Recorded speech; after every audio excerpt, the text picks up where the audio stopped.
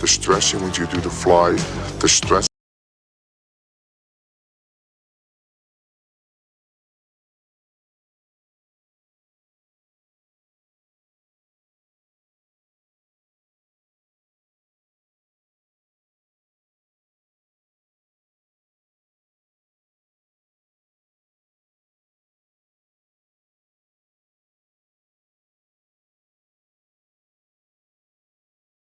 The stretching when you do the fly.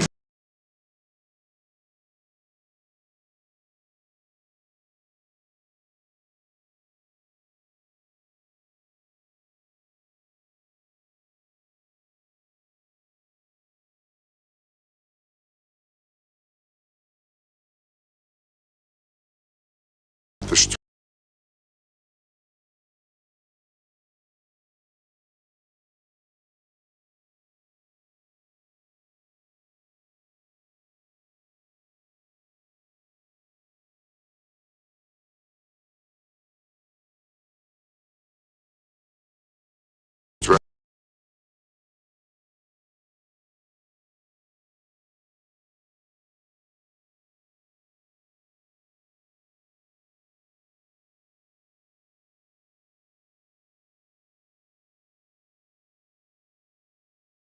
stretching when you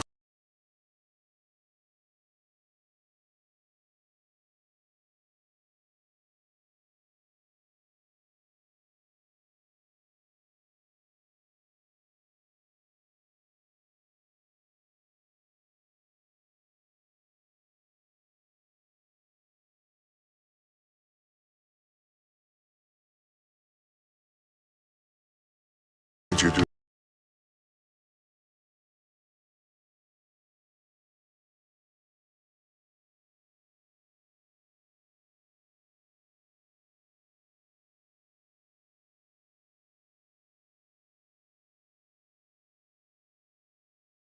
the stretching when you do the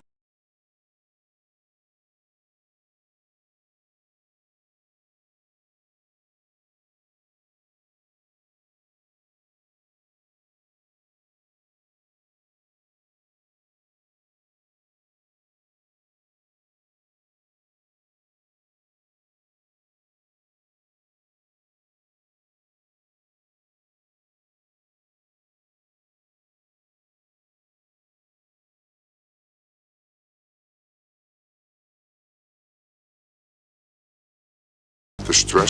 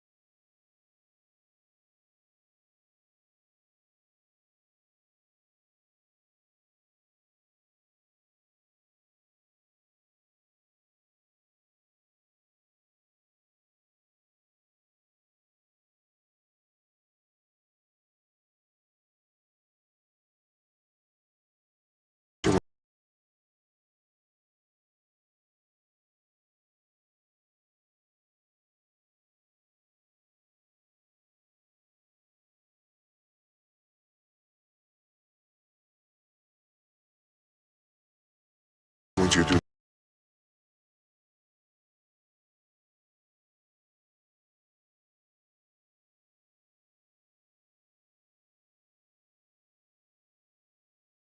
the fly, the stretching when you do the bench presses. That's literally true. I love it. Lou just built damn near the perfect program in 1992. This is top-tier sports science. He's the most slept-on bodybuilder. Lou Ferrigno is slept on.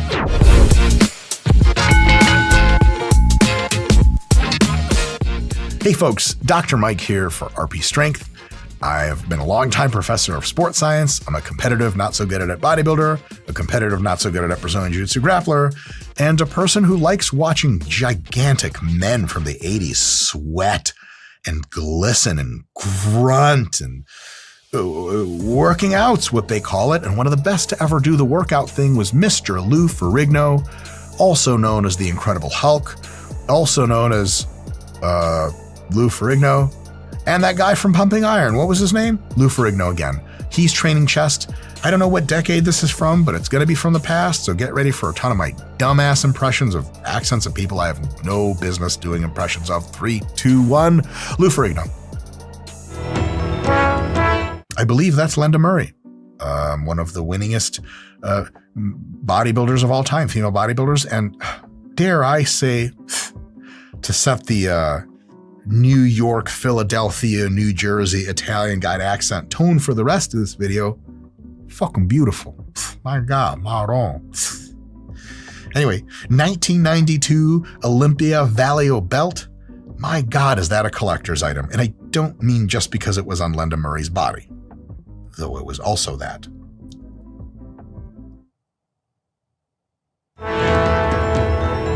Hey. Hi. Oh, hello. I'm Joe Weider. What up, family? The Weeders are Jewish, I believe, which means I get to do all kinds of crazy jokes that will get your ass canceled if you try to say them. But that's how media bias works nowadays. Apparently, I can just say anything I want. That's not really true. We get canceled really fast. All the shit I want to say at the comedic expense of the Jewish peoples is magnificent and unsayable. Scott, why is he wearing a varsity jacket? Yo, because that's style.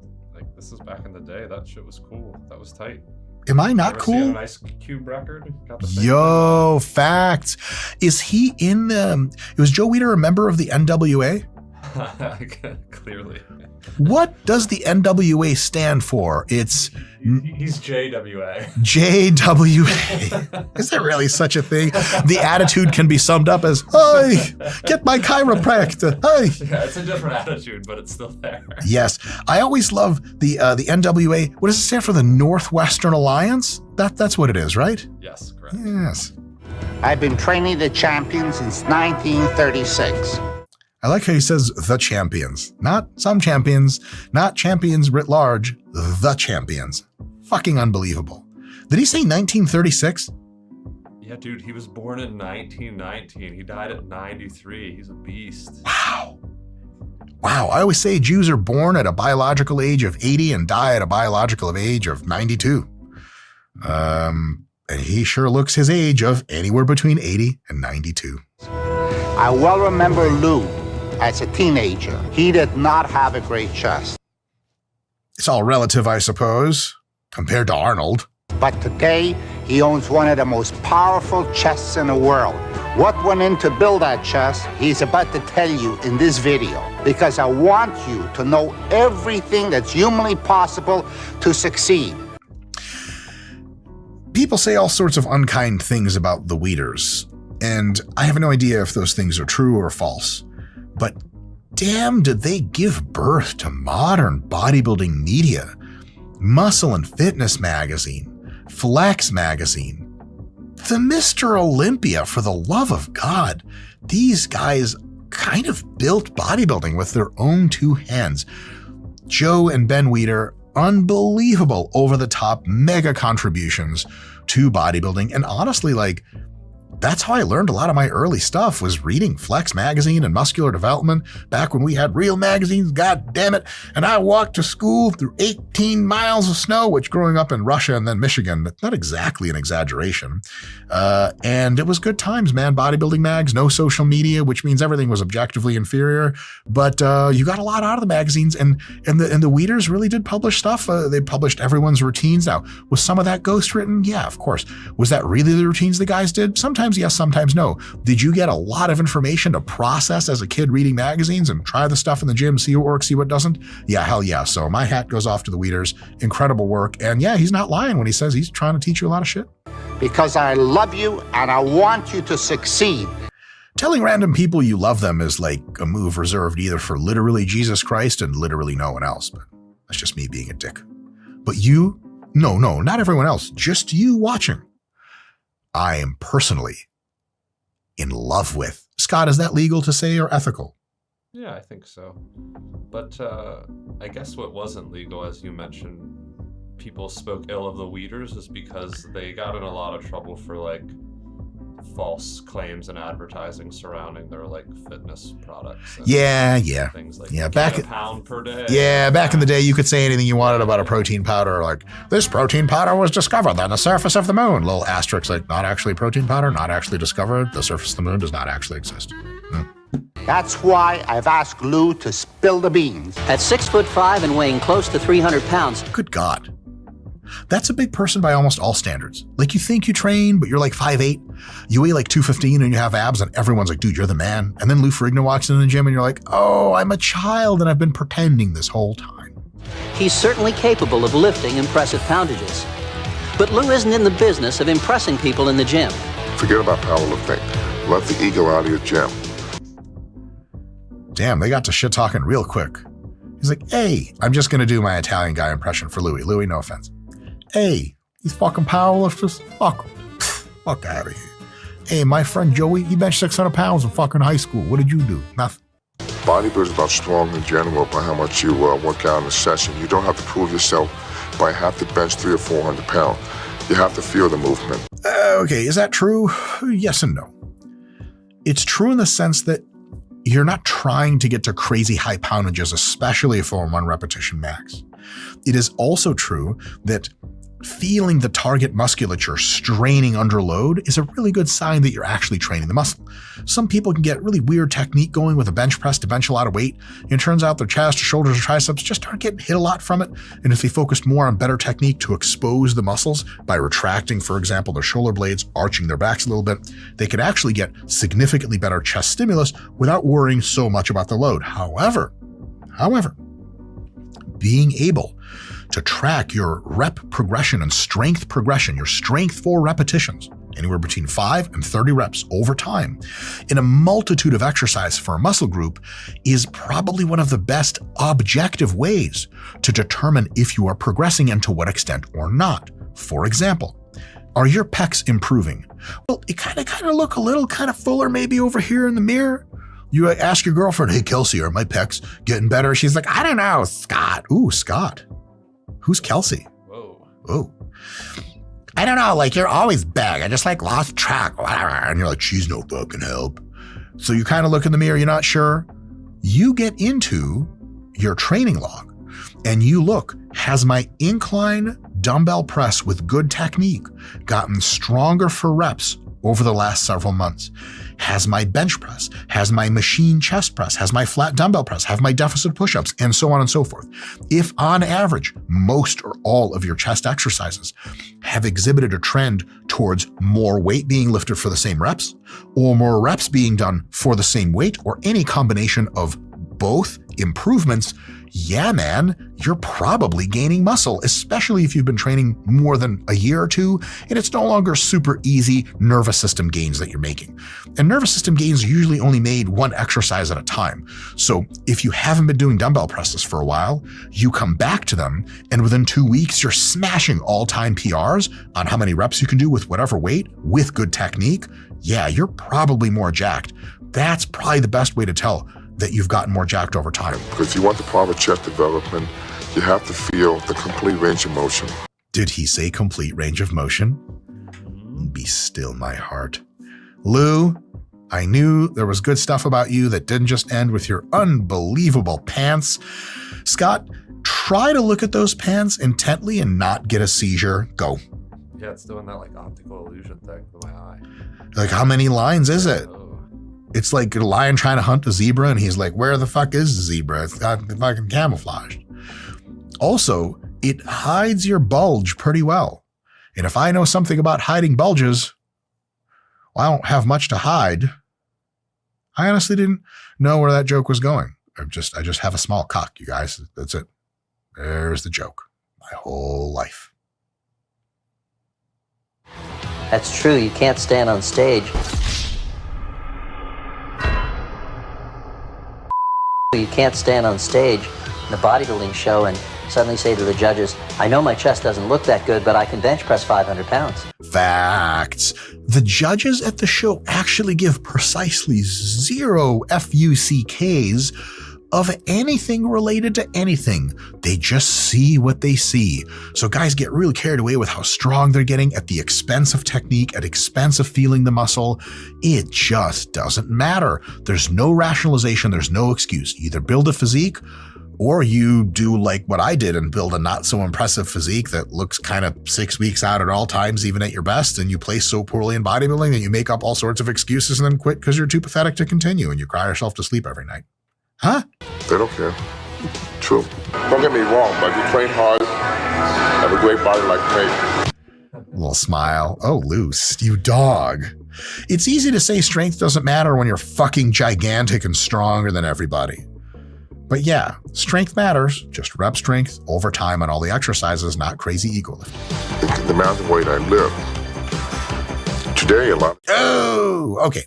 Normally I'm all like, your body is resilient, whatever, and you won't get hurt nearly as much as you think. But dropping really quick into a pullover, lats and shoulders and proximate long head tricep tendon, if you're not used to this sort of thing, I would say just like going slower into that position is all benefits and no costs. You get same or more benefits of muscle growth, significantly less probability of injury, and the set still takes just as much time because you either do 15 reps fast or 10 reps slower. The hypertrophy result is essentially identical. Yeah, I would slow down a little bit. Otherwise, the range of motion is great. The mechanics look really good, all as well. Today, a lot of bodybuilders find it's a lot of weight, and a lot of bodybuilders find it's not enough weight. So that exercise he's doing there is called the press fly. It's like press/fly.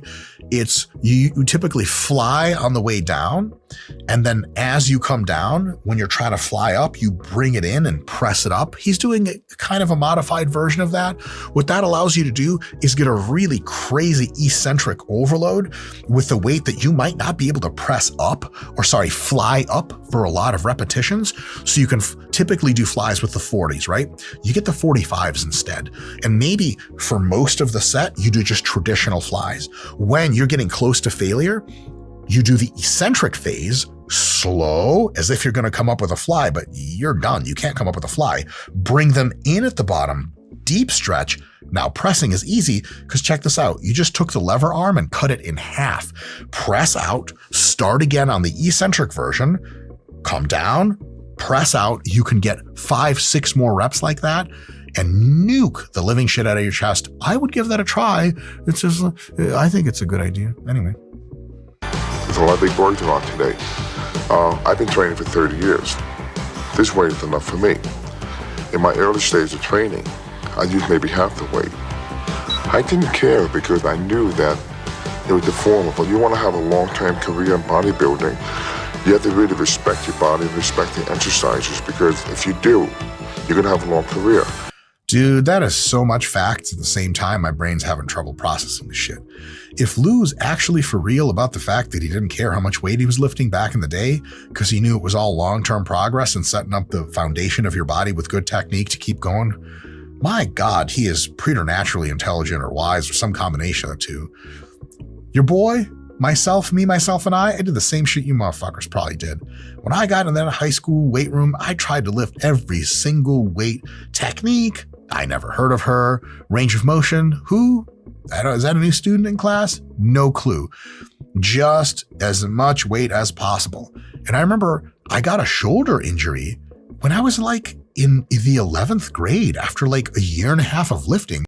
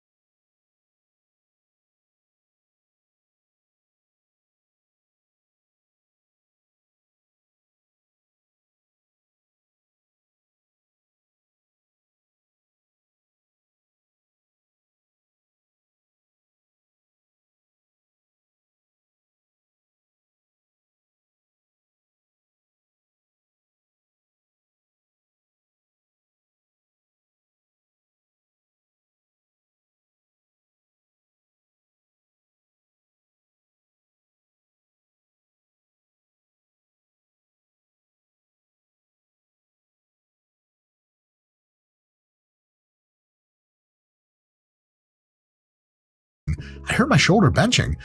Then I started doing some dips and some dumbbell presses just to kind of get away from bench.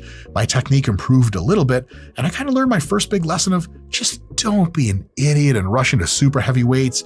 So this ability to let the ego go and do really good technique and lean into those light weights and let your body get stronger, and that was what pushes the weights up instead of your ego.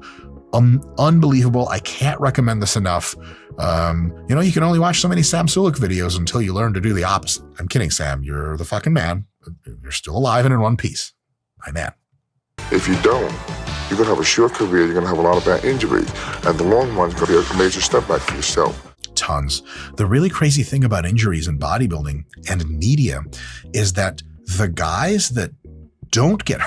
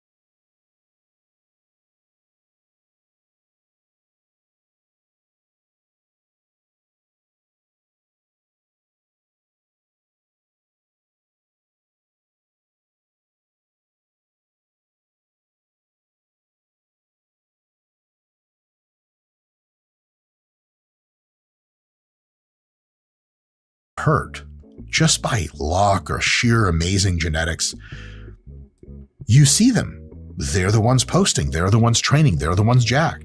Some of them do really good technique. Some of them not so much. And you go, see, the guys not doing good technique, they're still around. But that is a selection bias.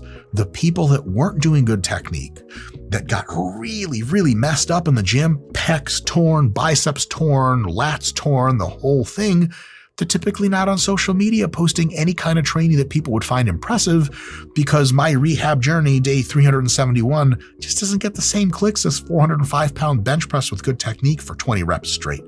Survivorship bias is a thing. Use good technique and be patient, because that way you can actually be jacked later, as opposed to being that one guy that everybody knows. They're like, yeah, back when I was your age, I was doing 600 pounds. You're like, all right, other than the fact that you're a compulsive liar, what happened? Fucking bench press tore me to bits. Fucking pit bull came out while I was benching, and he bit the shark that was supposed to be guarding me. You're like, all right, Joe, I've had enough. So believe it or not, the pit bull drowned. It's my favorite pit. Jesus Christ. Scott, what's a good name for northern New Jersey guy's favorite pit bull? I got nothing. His name was Barky. He fucking barked a lot. Oh, Jesus Christ. He was the best. The guy turned Jewish for some reason. I don't even know what I'm saying anymore, fellas. That's why I can handle 150, 160-pound dumbbell. I'm going to hurt myself. Respect the exercise and respect your body. Dude, can I get a tattoo of that on my face? Respect the exercise, respect your body. I love it. Because nowadays, it's just not hardcore to say that. I suppose back then it wasn't hardcore either. Fuck respect. That's another great quote. I should tattoo that as well. I gather also that you believe that the third and the fourth sets, where you're over 100 pounds with the dumbbells, should be done just as strictly and just as much under control as the sets in which you're only using 75 pounds. Yeah, the third and fourth sets should be done in the same fashion. But now remember, some days you may not feel as strong. Take 90s. You don't have to take 120 every time. Louis spitting straight fire in this chest workout, fellas. If you're not feeling it, you can reduce the weight. The RP Hypertrophy app will actually reprogram your rep target to go higher so you still get to the same level of performance. You can also just not do as many reps, and the RP Hypertrophy app will tell you you're not doing a good job and next time try harder. But if you're not feeling it, you can take the day off, you can take a light session, you can put heavy metal or gangster rap into your headphones and do what you must, or you can do a little bit less.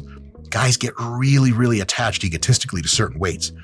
Once I hit the 120-pound dumbbells for flat dumbbell press, which I did with at least full range of motion, but not that I would call it great technique, I benched the 120s for 20. Once I did that, I was like, I'm never physically putting my hands into any dumbbell that's under 120 pounds ever again. And that was really stupid because later I discovered I could do much better technique with the 80s, with the 90s, and I got so much more out of those weights just by taking the ego and throwing it the hell away and doing the right shit. So yeah, absolutely. If you want a long-term career in the shit, you can't try to be a hero every single day at the gym. Scott, this is going a lot differently than our David Goggins video, isn't it? Yeah, Lou actually has wisdom. Wisdom. Your body may say, okay, I want to stick with 90 today, I want to stick with 80.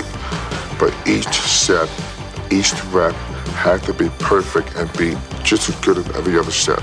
Are pullovers for your pecs or are they for your lats and your triceps? Here's how to find out for yourself. After multiple sets of pullovers, what during the sets are you feeling? Do you feel a ton of tension and burn in the lats, in the triceps, in the pecs? Just one or just two of those or all three? If you feel a ton in your lats, a ton in your triceps, but your pecs aren't really getting a good painful stretch at the bottom and a good burn from high reps all the way through, maybe it's not your pecs. Another way to figure out is at the end of multiple, very, very difficult, close to failure sets of pullovers, what's pumped? Do your triceps feel super pumped? Do your lats feel super pumped? Is it your pecs that are pumped? Is it all three? Is it more one? Is it more the other? Based on what's pumped, that's probably what's getting worked and stimulated and will grow the most from that exercise. And lastly, a day or two later, especially in a workout that heavily relied, especially if it's a new movement for you, the dumbbell pullover, you're going to get sore. Is it your triceps getting sore close to the shoulder here? Is it your lats getting sore all the way up here close to the insertion? Or are your pecs sore or some combination of all three of those? Based on tension/burn, pump, and soreness, all three variables integrated together, which the RP Hypertrophy app asks you about and integrates all of those to give you the volume for the rest of the week, you can tell, is this an exercise that's really good for my pecs, for my triceps, or for my lats? And it could honestly be all three, but for many people, it's usually one or two of those and not much of the other. Most people don't get a ton of chest stimulus from pullovers, but some people, based on their architecture, based on how they're flaring, and so on and so forth, actually get a really, really great chest stimulus. Does it expand your rib cage? No, that's probably all total nonsense and it's just anatomically impossible. Can it be an amazing lat exercise? You bet. Long head of the triceps, especially proximal? Oh yeah. Can it be a good chest exercise?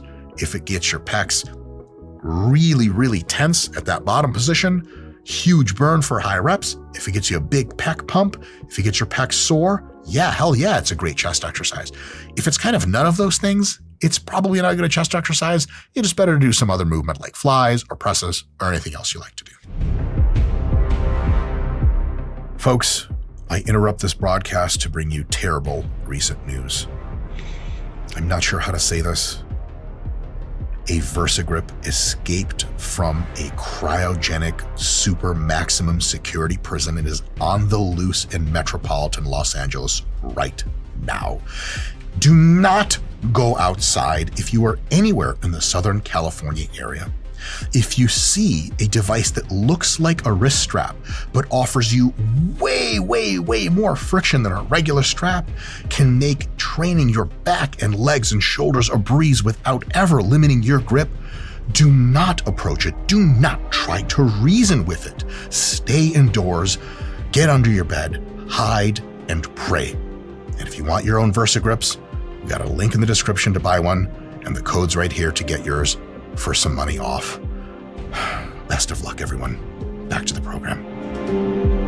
The temptation is always there to bounce the bar on your chest, to arch your back to get a stronger angle, and use other methods designed to lift the weight rather than train the muscle.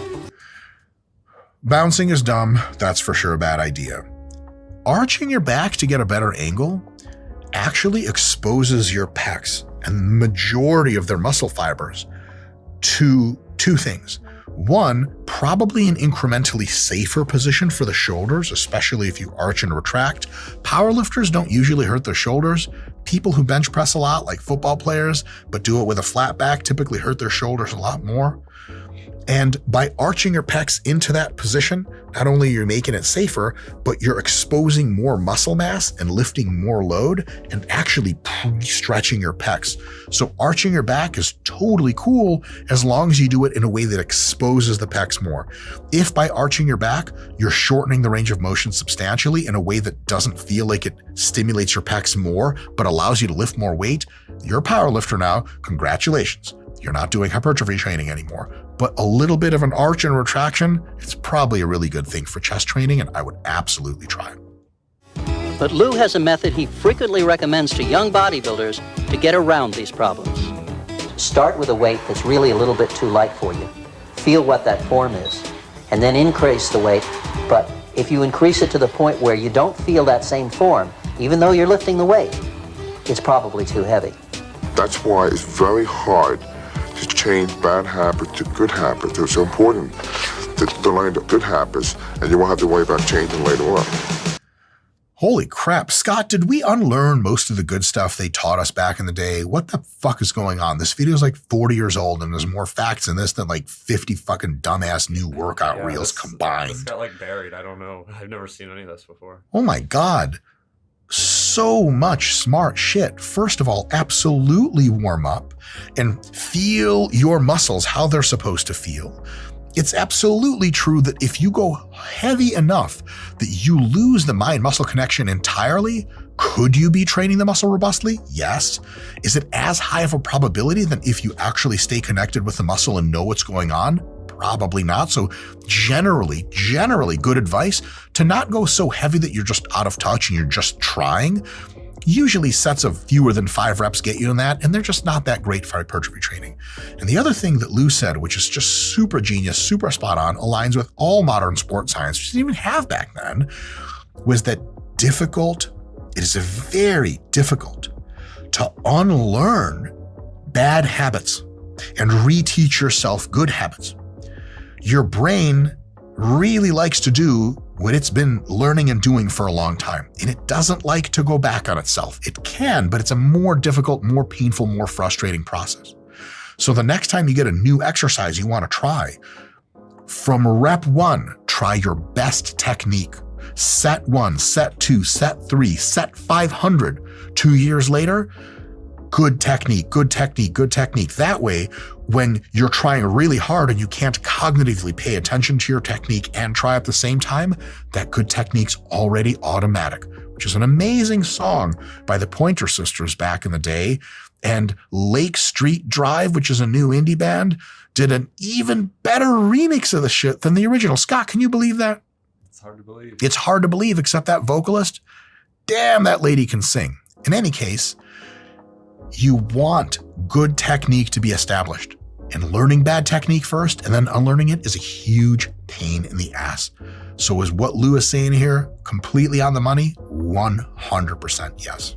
The mistake was when I was very young, when I would do chest, I would concentrate on doing heavy bench pressing. Pause. Louis is touching the bar high up on his chest. That's called the guillotine press because it reminds people of the guillotine, which killed a lot of people in the French Revolution.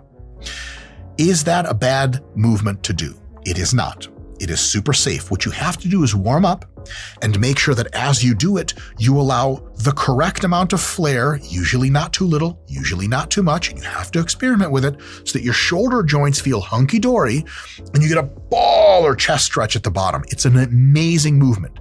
The way to really screw yourself up with a guillotine press is to go heavy right away with minimal warm-up. Assume you bench the same amount you would normally with a nipple line touch like you're supposed to for regular bench. Put that shit 3 inches up, stab yourself in the throat with the thing, and have one of your shoulders pop out and hit an old lady behind you with the fucking glenohumeral joint. That's all nonsense. Don't do that. But do not write the guillotine press off as an excellent chest exercise that you can try. Just make sure to ease into it, slow and controlled, full pause, make sure your shoulders find a position over multiple warm-up sets where they feel nice, and then I would generally keep the reps in the 10 or 12 and higher, maybe 10 to 12 to 20 reps per set range, not going super heavy in that kind of little bit precarious position, and it's a golden exercise. So I know some people are going to see this video and be like, oh, he's doing bench press wrong. He's doing it super, super well, and you should give it a shot. As a trainer, I'm doing heavy bench pressing where the form wasn't the best form. But over the years, I've realized that stretching is the most important thing when it comes to chest training. It's not really just stretching the muscle. It's the stretching in between sets, the stretching when you do the flies, the stretching when you do the bench presses. Well, lengthened tension and stretch-mediated hypertrophy have been confirmed by research, so I straight up think low-key Lou is like the smartest guy to ever do the bodybuilding game at this point. Unreal. That really is a significant factor in enhancing the development of the overall pectoral training. That's literally true. I love it. He prefers to train on a 4-day on, 1-day off split, and not work more than one major body part in any workout. It's not crazy, actually. It's a pretty decent split. It's a lot of work. And because you do 4 days on, 1 day off, it's a 5-day cycle. For muscles as big as Lou's, even if it's shoulders, even if it's biceps, muscles that heal pretty quickly, training them once every 7 days is like you could probably train them more often and get more out of it. Training them once every 5 days for someone Lou's size that takes longer to recover actually makes a lot of sense. Scott, how come I didn't know Lou actually knew everything already and we're just restudying the shit? He's the most slept on bodybuilder. Lou Ferrigno is slept on. FRFR. Giat, or whatever. Am I urban yet?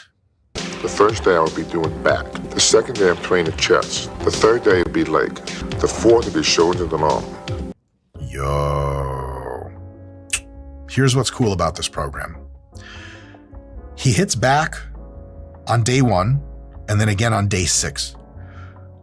Back the size of Louis, this is an excellent training frequency, check. But what he's also doing is his back training inevitably recruits a lot of rear delts, a ton, and biceps. And he's training rear delts and biceps again on day 4. And remember, those heal pretty quick, so they'll be mostly healed by the time he does his next back workout. So those smaller muscles, rear delts and biceps, are getting hit functionally twice a week, and back, or twice in a 5-day period, and back once, amazing.